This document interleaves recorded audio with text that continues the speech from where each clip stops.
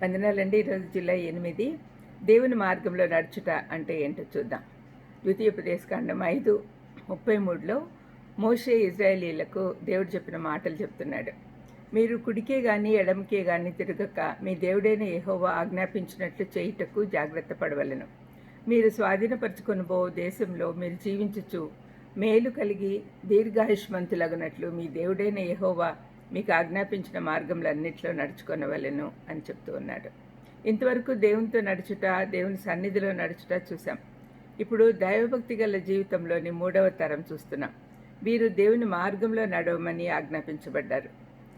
ఈ కాలము క్రీస్తుపూర్వం 2500 నుండి క్రీస్తు శకం వచ్చేంత వరకు, మోషే నుండి క్రీస్తు జననం వరకు.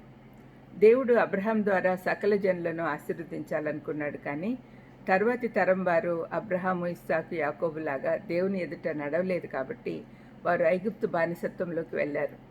వారు 400 సంవత్సరాలు బానిసత్వంలో ఉండి దేవునికి మొరపెట్టినప్పుడు దేవుడు వారిని విడిపించుటకై మోషేను పంపాడు.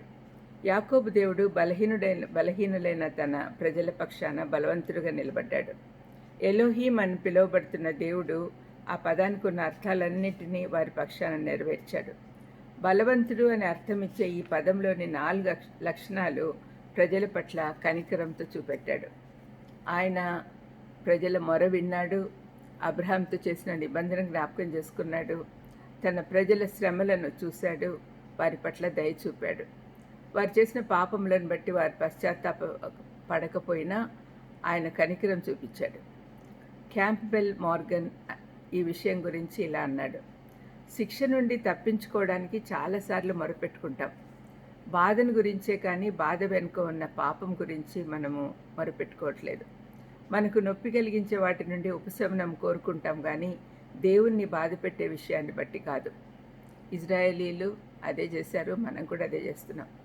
ప్రజలు ఆత్మలో బలహీనులై దేవుని ఎదుట నడవాలనే ఆలోచన కూడా లేని స్థితిలో ఉన్నప్పుడు వారిని ఆదుకునే సంఘటనలు లేఖనాలలో చాలాసార్లు గ్రంథస్థం చేయబడి ఉన్నాయి. మోషే ద్వారా అద్భుత కార్యాలు చేసి ఫరో చేతి నుండి తన ప్రజలను దేవుడు తప్పించాడు. ఐగుప్తు నుండి కనానుకు నిర్గమము మహిమగల కార్యంగా ఉంది. నేనే అని చెప్పిన దేవుడు తన గొప్ప హస్తం చాచి వారిని చెర నుండి విడిపించాడు. తాను విమోచించిన తన ప్రజలు యాజక వంశంగా ఉండాలని దేవుడు తలంచాడు. అందుకే దేవుడు తన మార్గాలను మోషేకి వివరించాడు. ధర్మశాస్త్రం ద్వారా వారి విధి విధానాలు బోధించాడు. వాటిని తన ప్రజలకు బోధించమని చెప్పాడు. దేవుని దృష్టి కేవలం వ్యక్తులపై నుండి వెళ్ళిపోయి మొత్తం జనాంగంపై పడింది. వారే అబ్రహాం సంతానం.